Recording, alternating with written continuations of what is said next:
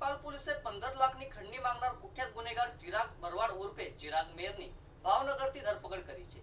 આ ખંડણીખોર પર 25 થી વધુ ગુનાહિત કેસ નોંધાવેલા છે અને તે દેશ છોડીને ભાગી જવાની તૈયારીમાં હતો ત્યારે પોલીસે તેને ઝડપી પાડ્યો છે। પોલીસને મળતી માહિતી અનુસાર આરોપીએ ફરિયાદી પાસેથી અંદાજે 3 લાખની રકમ કૌભાંડ દ્વારા પડાવી લીધી હતી। આ ગેંગ સામે અગાઉ પણ ગંભીર ગુનાઓ નોંધાયા છે। તેમની વિરુદ્ધ ગુસ્સી ટોક હેઠળ કાર્યવાહી કરવામાં આવી ચૂકી છે, જેના કારણે તેમના ગુનાહિત ઇતિહાસનો પણ ખુલાસો થયો છે। હાલમાં પોલીસે મુખ્ય આરોપીને કસ્ટડીમાં લઈ 1 દિવસના રિમાન્ડ મેળવ્યા છે, જેથી વધુ પૂછપરછ કરીને ગેંગના અન્ય સભ્યો અને તેમની કામગીરી અંગે મહત્વપૂર્ણ માહિતી મળી શકે। પોલીસ દ્વારા તપાસને વધુ ઝડપી અને ગહન બનાવવામાં આવી રહી છે, જેથી આ ગેંગ સાથે સંકળાયેલા તમામ લોકો સામે કડક કાર્યવાહી કરી શકાય। આ સમગ્ર કાર્યવાહી સફળ બનાવવામાં સુરત પોલીસના એસીપી શ્વેતા ડેનિયલ અને તેમની ટીમનો મહત્વપૂર્ણ ફાળો રહ્યો છે। તેમની માર્ગદર્શન અને ઝડપી કામગીરીને કારણે આરોપીને ઝડપવામાં કેસમાં આગળની કાર્યવાહી કરવામાં મહત્વપૂર્ણ પ્રગતિ થઈ છે।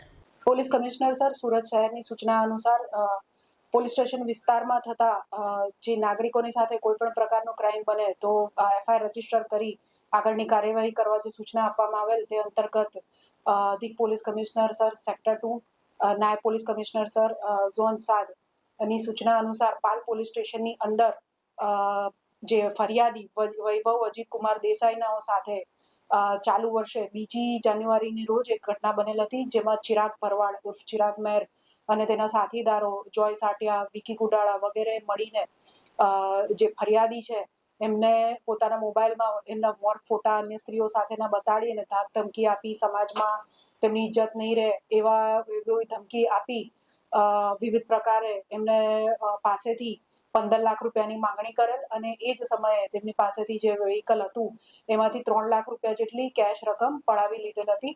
આ અંગે માર્ચ મહિનામાં ફરિયાદીએ પોલીસ સ્ટેશનનો સંપર્ક કરીને પોતાની ફરિયાદ આપતા ભારતીય ન્યાય સંહિતાની કલમ 308(6), 115(2), 352, 351(3) અને 61(2)(3)(5) મુજબનો ફરિયાદ દાખલ કરવામાં આવી હતી।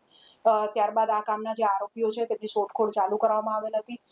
ટેકનિકલ સર્વેલન્સ અને હ્યુમન ઇન્ટેલિજન્સના આધારે ડીસીપી ઝોન 7 સાહેબની એલસીબીની ટીમ તથા અલગ અલગ પોલીસ સ્ટેશનોની સાથે બનાવેલી ઝોન 7ની સંયુક્ત ટીમ 2 પીએસઆઈ અને અન્ય એલસીબી સ્ટાફ મળીને આ સંયુક્ત ટીમે બાતમી અને ટેકનિકલ સર્વેલન્સના આધારે આ જે રીટો ગુનેગાર આરોપી છે ચિરાગ ભરવાડ તેને શોધી કાઢેલ છે।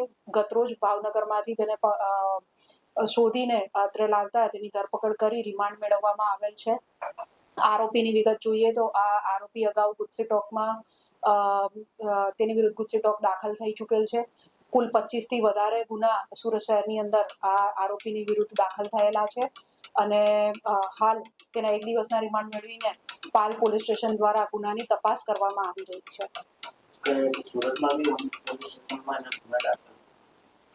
ઘણા બધા પોલીસ સ્ટેશનની અંદર એના ગુના દાખલ છે અને સદર આરોપી ગુસ્સી ટોકમાં જે ઉત્તરાયણ પોલીસ સ્ટેશનની અંદર 37/2024 નંબરનો જે ગુનો હતો એની અંદર 1 વર્ષ જે ગુસ્સી ટોક દાખલ છે તેમાં જેલમાં રહીને આવેલ છે। ત્યારબાદ હાઈકોર્ટમાંથી જામીન મેળવ્યા પછી થોડો સમય શાંત રહ્યા પછી ફરીથી પોતાની પ્રવૃત્તિ ચાલુ કરેલ, જેથી પાલ, અડાજણ, વરાછા પોલીસ સ્ટેશનની અંદર એની વિરુદ્ધ ગુના દાખલ થયેલ છે અને અગાઉના જે ગુનાઓ છે એમાં પણ જોઈએ તો 20 થી વધુ ગુના તો તે સમયે પણ હતા જે ગુસ્સી ટોકના કામે ધ્યાને લેવામાં આવે।